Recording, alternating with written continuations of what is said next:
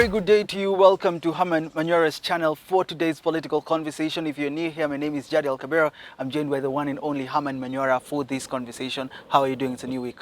This new week we are doing well. We thank God for continuous strength, Health, and wealth for you. And just general being alive. Okay. It's good to be alive. Okay, today we're speaking about the One Kenya Alliance. Wiper Party endorsed Kalonzo Musyoka as its presidential flag bearer for 2022 elections. These guys are going, and they are going with speed. They're going for the presidency. When you looked at the NDC for Kalonzo Musyoka, last time I asked you the same about Wetangula. Is this also for play? Because you've been saying they're supporting Raila. You know, all these are games. They will go nowhere. All these endorsements by different parties. Forget about it. It won't matter for anything. Musalia Mudavadi was saying it's high time pundits like you take him seriously. Take the One Kenya Alliance seriously. You see, it's not just a question of taking somebody serious. You know, I keep going back to America. You know, we only knew last time it was Trump and Biden. But there are a host of other wannabes. There are not just two parties in America. There are many even independents. Yeah. Even the UK. Nobody gets to know about them. So you can't force us to know about the Green Party. This time they're serious. They've gone to Mount Kenya. They've taken Martha Karua. They've taken Justice Muturi into the One Kenya Alliance. It's as if they're taking everything as part of a bigger, as part of a bigger game. It is significant, but as and of its own, it is inconsequential. It's not. You see, I've told people, and I look here. Let me say it in Kiswahili. Serikali sio mbuzi. Unaweza chukua uende kafunga kwako. Government is not a goat which you can get from somewhere, go and tether in your compound. No. Government is complex. You know, people used to say the same thing about DP when he declared his ambitions for becoming president. People thought that he cannot be able to make it. Now, One Kenya Alliance is coming out. Those who thought so didn't know Ruto. Not us who knew him.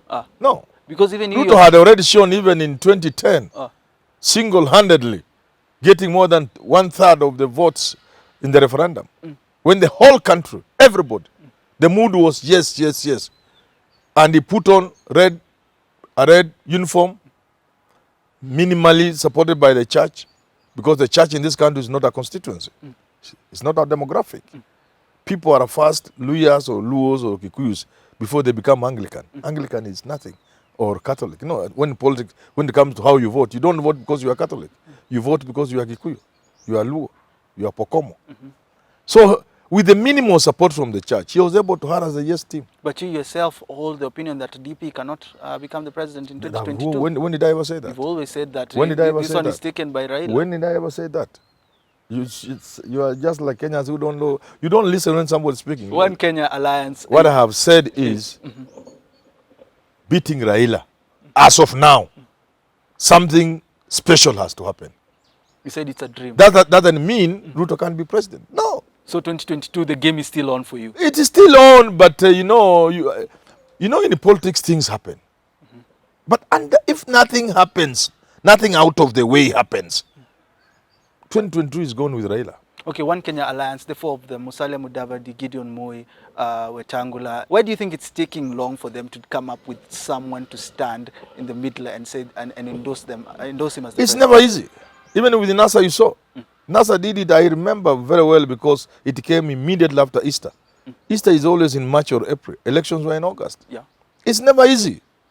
When you have a team of people from different diverse backgrounds, each wanting to be president, and you must pick one, it's not an easy task. However, in this particular case, Oka is a holding ground. So it will lose the meaning of holding if they were to do that now. A holding ground, you take there sometimes. If they are animals, they must be fattened before they are taken for the slaughter. So a holding ground must live up to its name. That's why they are still there, because it's a holding ground. But that is your opinion. That's my opinion. But, it can't be but else. According to them, they are going for the presidency. But you see, and you're diverting from the I've same. told you, Jad. Yes. You know, I've told you, young man. Yeah. I've told you repeatedly. The presidency is not just anything for anybody. The presidency is not. You are not running to be MP for Kandara or something or Hamisi. No, you are running to be president of the Republic. Kenya may be a small, poor third world country, but becoming the president of even such a poor third world country It's not a small matter. Is there one of them that you'd look at and say, this, if they're really sure they're going to get the presidency, is there one of them that you'd say they should give it to him? You know, if they were to be serious, they want to front somebody, I can tell them who to give. But they are. If they are serious, they should give it to Kalonzo, deputized by Mudavadi. That's, you don't even need to talk about it. Just like in NASA, we would tell them, surely, it's obvious that it has to be Raila, deputized by either Mudavadi or Kalonzo. For now, if Oka wants to be serious, let them just take Kalonzo tomorrow and then deputized by Mudavadi. And they'll have some showing. They could get maybe 1 million or 2 million votes. No one from the guys they're trying to bring in from the Mount Kenya region, Martha Karua, just no, that would be none of them should be able to deputize, bring the votes from the Mount Kenya. No, that one, it'll be like Kioni with Mudavadi. It just has to be Kalonzo, deputized by Mudavadi. They could try the other way around. Mudavadi deputized by Kalonzo. But it's more natural. I always prefer two things. Things that are natural, you know. I also prefer things that are simple. You save yourself a lot of headache. So it is natural and simple and straightforward that Kalonzo should be the flag bearer, deputized by Mudavadi. That one, they will have some semblance of seriousness. It can't be another. It can't be Gideon. Not now. But you know they can be made to give Gideon. This is politics. If somehow they were engineered to go into meetings in and out, technical team, this and that, then the final white smoke. After consideration, after this, all the English, you know? Yes. Say we have decided it's Gideon Kipsiele Moi. How I will know already is a game. Because the next thing Raila will support him. So you still do not believe that these people are running for themselves. It has to go back to a narrative. If they gave Gideon, it will be playing into the Uhuru narrative. And the next person to support Gideon will be Raila. And that will be a game changer. It will be a difficult thing for this country. We will be back to 2002. Two Kalenjin facing each other. One supported by the entire country. And another one supported by the Kalenjin and a section of the Gikuyu. Gideon will become president. You get it? Yeah. Yeah. He will become president. But for Raila to support Gideon, it must start with Oka. Then Raila will say, okay. But Raila is going for it. But Raila is going for it. Gideon will support him. Jirongo will support him. Wetangula will support him. Kalonzo will support him. Mudavadi could be wishy-wishy.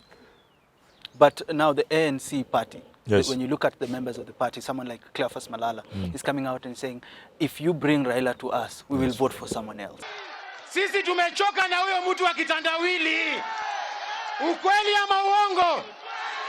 Kama nyinyi wanaume wanne mutarudi tena kwa huyo mtu, hata sisi tutawaacha kwa mataa.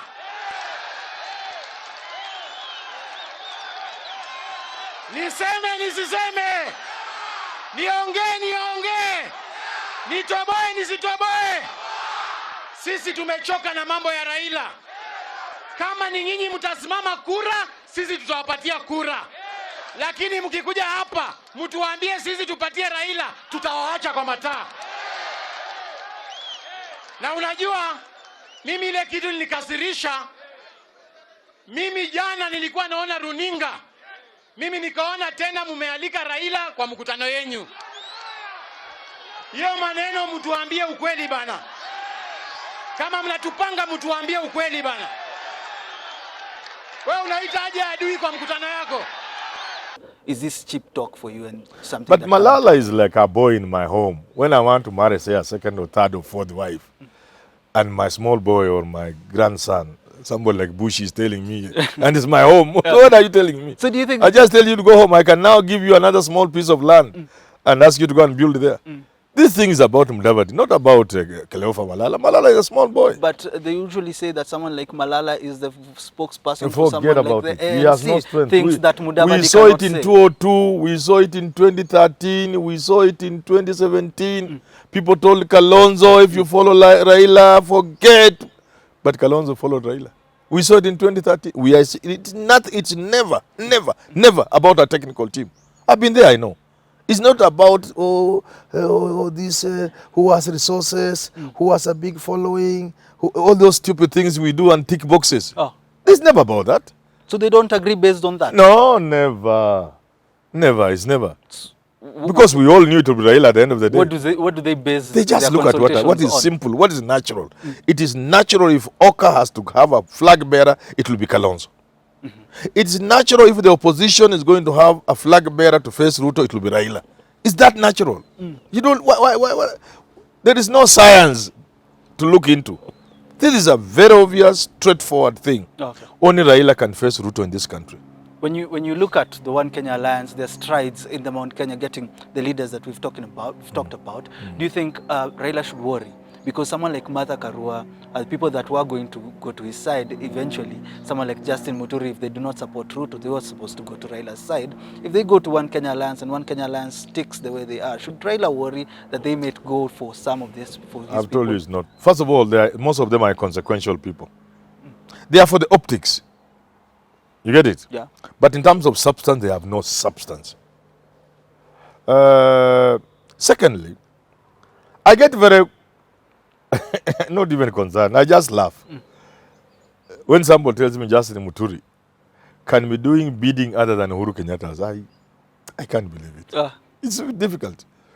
That Gideon Moi can be in Oka and not listen to Uhuru Kenyatta. Forget about it. That's not believable.